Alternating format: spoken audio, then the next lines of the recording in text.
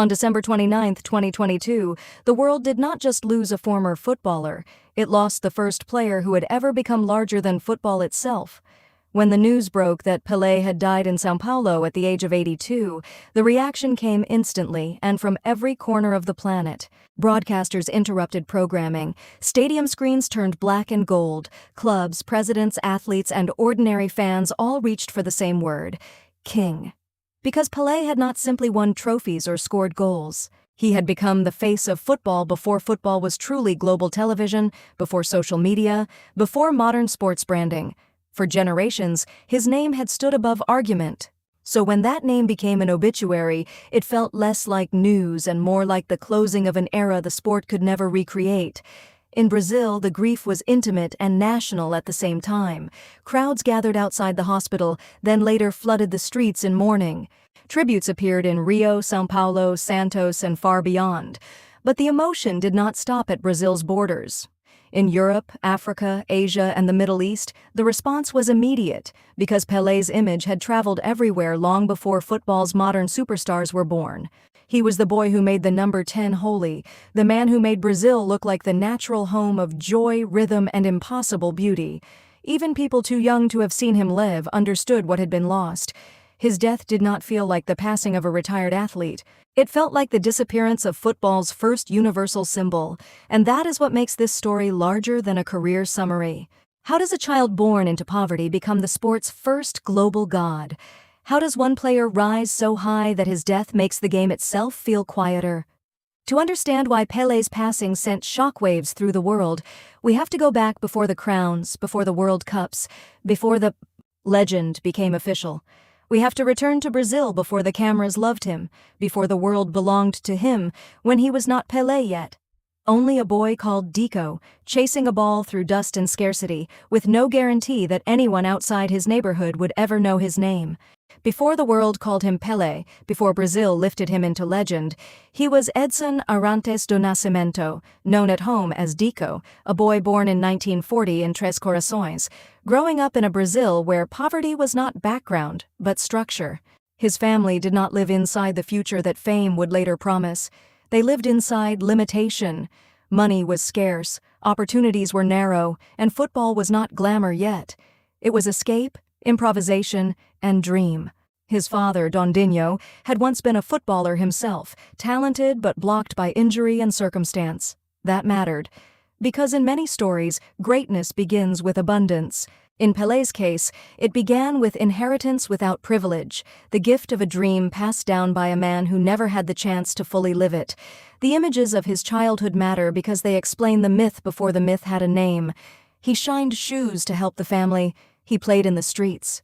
He practiced with whatever could function as a ball: rags, socks, scraps tied together. In places where other people saw lack, he learned invention. And in that invention, football became more than a game. It became a private certainty that the world outside the neighborhood might one day open. Even as a child, people noticed that he did not touch the ball the way others did. There was joy in it, but also control. He was not simply energetic or skillful. He already seemed to understand rhythm, timing, and the strange geometry of space. The poverty around him did not flatten his imagination, it sharpened it. When the family moved to Bauru, the path began to narrow into possibility. There, under the influence of local football culture and mentors who recognized what they were seeing, Dico's raw gift started taking shape. One of the most important figures in that transformation was Waldemar de Brito, a former Brazilian international who saw enough to make a prediction that sounded absurd at the time. This boy would become the greatest footballer in the world. It is easy to say that line now and make it feel inevitable, but at the time, it was still just a boy from a poor family, carrying the pressure of promise before he had even become fully a man. That is the real emotional beginning of Pelé's story. Not the trophies, not the headlines, but the moment when talent stopped being local and became destiny. By the time he arrived at Santos FC, Pelé was still a teenager, but he no longer felt like one on the pitch. There are some young talents who look promising, and then there are the rare few who seem to disturb the normal order of the game the moment they appear. Pelé belonged to the second category. At Santos, his rise was immediate and impossible to ignore. He scored with the instinct of a born striker, but also with the imagination of someone who treated football like invention rather than repetition. Defenders were older, stronger, more experienced, and yet he played as if fear had never been introduced to him. The goals came fast, but what made people stop was not only the numbers. It was the feeling that something new had entered Brazilian football. Not just a gifted player, but a force. By then, the prediction that had once sounded ridiculous was beginning to feel strangely reasonable. Then Brazil called him up to the national team. He was still astonishingly young, still carrying the face of a boy. But now he was stepping into the shirt that carried the emotional weight of an entire country. The 1958 World Cup in Sweden became the stage where local brilliance turned into global shock. Pelé did not begin the tournament as the tournament's king. He became it. At just 17, he scored in the semi-final, then dazzled in the final against Sweden with a performance so fearless, it still feels unreal decades later. The image of that young boy crying after victory remains one of football's purest symbols. Joy too big for the body holding it. Brazil had won its first World Cup. The world had found its new wonder. And Pelé, barely old enough to be called a man, had already done something most players spend entire careers failing to reach. He had become unforgettable. What followed after 1958 was not a normal career ascent. It was the beginning of global myth. Pelé did not simply return home as a successful athlete, he returned as a national miracle. Brazil no longer saw only a prodigy. It saw proof that the country could be beautiful, powerful, and admired by the world. In a century full of hierarchies, political, racial, economic, that mattered, Pelé's success felt larger than sport because it altered how Brazil was imagined internationally. And as television expanded, his image traveled with it. The smile, the balance, the goals, the number 10, the confidence without cruelty. Before football had fully modernized into a global media empire, Pelé had already become its first true universal superstar. That is what makes this stage of his life so important. The boy from poverty did not just conquer defenders, he conquered scale. He proved that a child from scarcity could step onto the largest stage in the world and turn it into his own language. But once the world decides you are no longer a player and are now a symbol, the game changes. Because from that moment on, Pelé was no longer just chasing titles. He was carrying the crown of football itself. By the 1960s, Pelé was no longer just a footballer representing Brazil. He had become something far rarer, the first truly global king of the sport. Long before football turned into the non-stop media machine it is today, Pelé's image had already crossed continents. He was not only winning matches, he was teaching the world how football could look. There was joy in the way he played, but also authority. He made the extraordinary seem natural, the timing, the balance, the leap, the control, the finishing.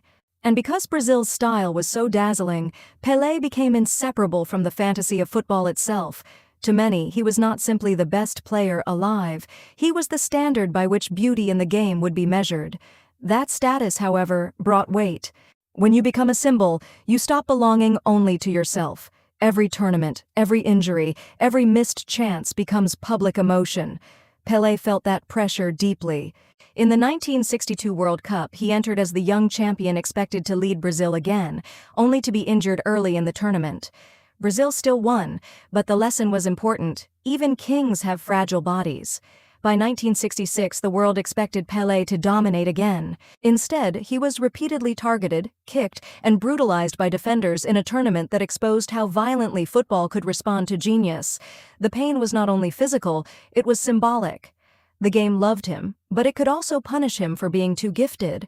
Fame at that level creates a strange loneliness. Everyone needs the legend, but very few understand the man carrying it.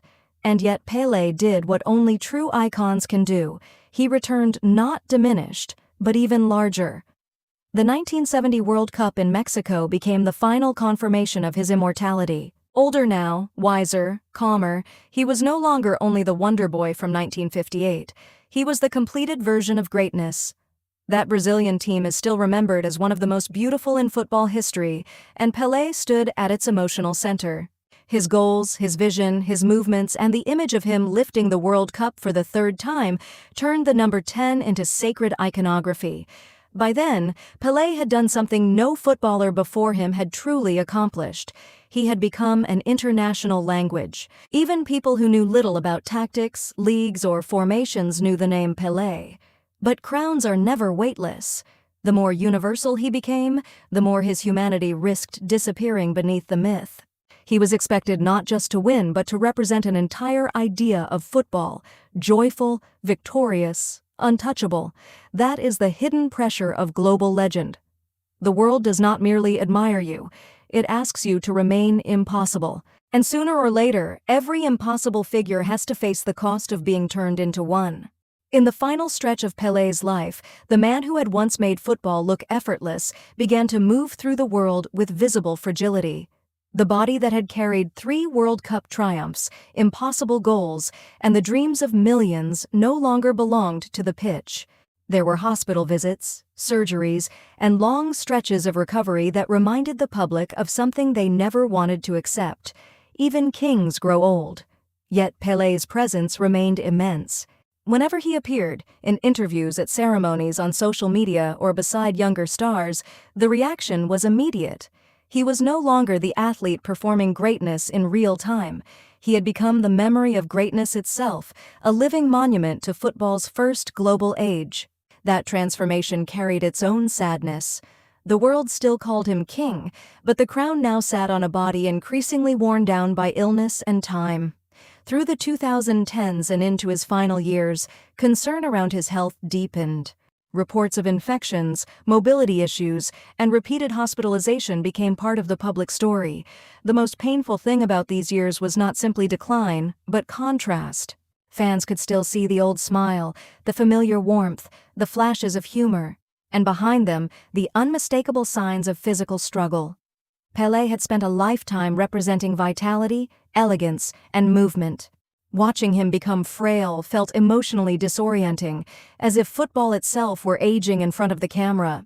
In 2022, during the World Cup in Qatar, images and messages of support for Pelé spread across stadiums and screens as Brazil and the wider football world sensed that time was narrowing.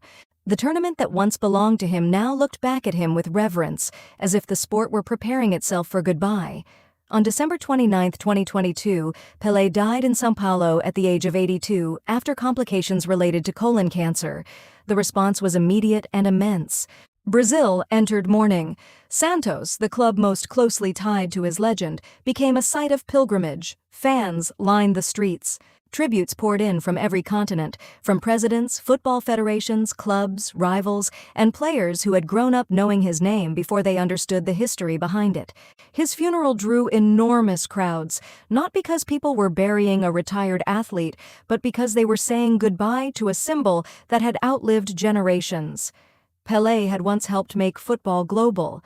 In death, the whole world seemed to return the gesture. He left the game long before he left the earth, but when he finally did, the silence felt enormous. Pelé's legacy survives because he was not only a champion, he was a beginning. Before him, football was already loved, but it had not yet found its first truly universal face. Pelé became that face. He was the player who turned the number 10 into mythology, the man who made Brazil feel like the spiritual home of joy in football, and the first global icon of the sport in the modern age.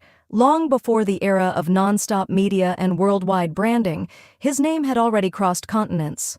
He was proof that football could produce not just stars, but symbols large enough to belong to the entire world. What makes Pelé endure is not only the trophies, although those are overwhelming enough. It is the image of possibility that followed him. For millions, he represented a boy rising from poverty without losing the joy that made him special in the first place. He showed that greatness in sport could still look playful, graceful, and radiant. Even those who never watched him live inherited the shape of his legend. Every debate about the greatest player of all time begins in a world that Pelé helped build. Every child who dreams of the World Cup dreams inside a story that he expanded, and that is why his death felt so large. People were not just mourning a footballer. They were mourning the first king football ever truly gave the planet. Some legends are remembered through numbers. Pele is remembered through scale. He did not merely dominate an era, he helped define what football would mean to the world afterward. The body is gone, the voice is gone, but the idea remains. And for a figure like Pelé, that idea may be the closest thing sport has to immortality.